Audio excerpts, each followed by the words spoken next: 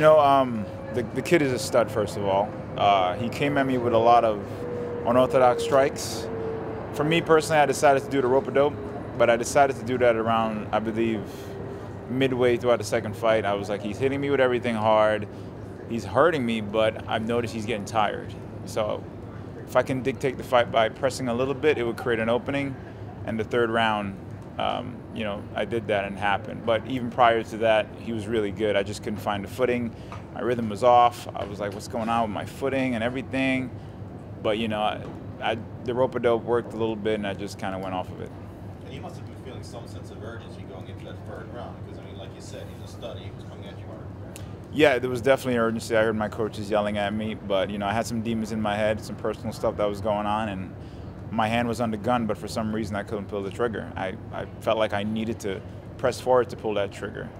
And once it happened so fast. I was like, oh, crap, it worked. And I just jumped on him, but they stopped it. Were you surprised how hard he came out right away? Because that's a young kid, prospect coming in.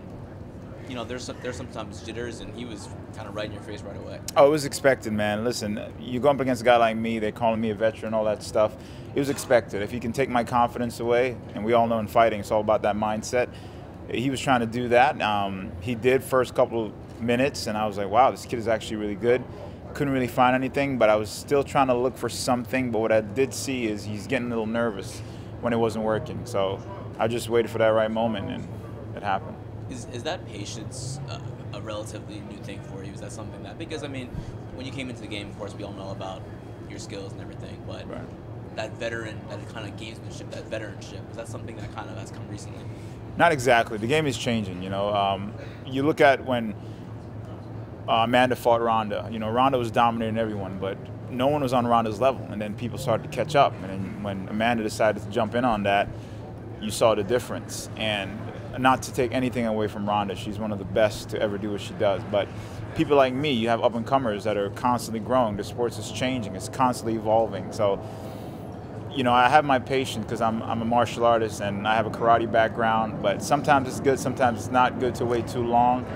But for me, it was always that articulate patience, timing to take away that, to create an opening to pretty much exploit it, basically.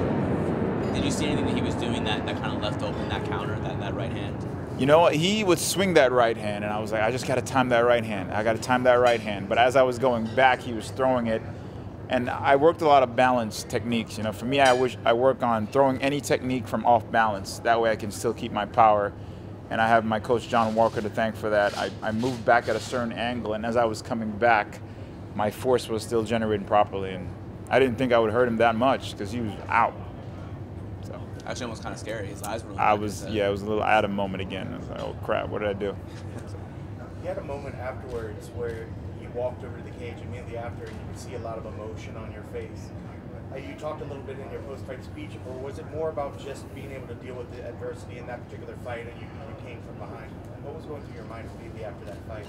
It was definitely adversity, man. Between the hiccup that happened this week, I became a professional about it. It happens. I said, you know what? In the sport of mixed martial arts, something's going to go wrong that you don't expect, so I have to readjust. If someone's outboxing me, maybe I should take him down or kick him in the leg. But, I was going through some personal stuff with families, and when that happened, it just came out because I was fighting for more than myself. I was fighting for my sister, I was fighting for my mom. I didn't talk about it because I didn't want any sympathy. I knew what I had to do, and I used it motivation. My sister wrote a song called Keep Standing. That's why I walked out to it. And she said she was inspired to write that song when I broke my toe. But the funny thing is I'm inspired by that song to fight. So it worked so perfectly for us. And, she accomplished so much in her life. She's married with kids. And we've seen people that go through depression, like someone like Robin Williams, where you've never thought in a million years someone like that who's so happy. And when something like that happened, I'm like, oh, that sucks. But when it's happening to someone I care about, it was like, wow, it's really real. And people are really going through this. So when I saw my sister was going through that, I felt like I had to be some kind of positive reinforcement to let her know that, hey, I failed so much on probably the biggest stage in the world, and everyone gets to see me do it. Not everyone gets to see people fail, but everyone gets to see me do it. So if everyone sees me do it and I keep standing, it's a reminder to say, hey, you got to keep standing too, because I haven't figured out a way how to quit. Did you have a chance to talk to your sister after the fight? I haven't spoken to her yet. You know, she's a stud, man. I love her so much. I haven't got a chance to speak to her yet, but I did tell her I'm going to walk out to her song, and she was extremely happy and excited about it. So any form of positive reinforcement I can be to her, I'm at her service. Is she back in New York? Yeah, she lives in New York City, yeah. Did something happen in her life that was the catalyst for this? Or?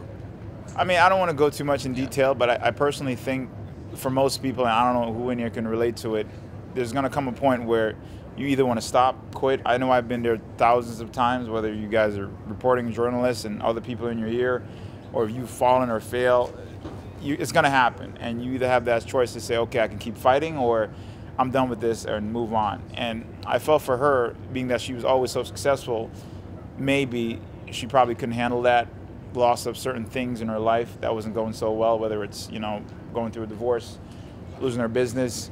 And it happens, man. It happens in life. You know, you're not always going to succeed at everything, but the idea is to say, okay, what can I take from it and move forward? So I think not having the right support system, that's when most people fail and fall.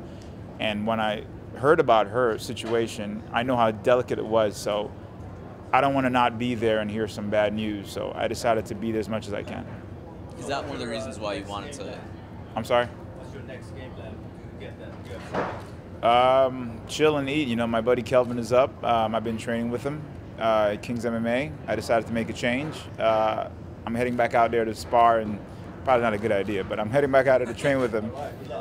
Yeah, he's up. Right now I'm just chilling, man. I'm glad I ended the year with a better bang than the last fight. But in the sports of mixed martial arts, it's all about growing. You know, you get knocked down. For me as a professional, it's like, what did I do wrong? How can I resuscitate and just get better? That's it. That's the spirit of warrior, bro. Thank you. Thank you. Can you sing a song for us? What? I can't sing a song right now. I can do voiceovers, but I can't sing.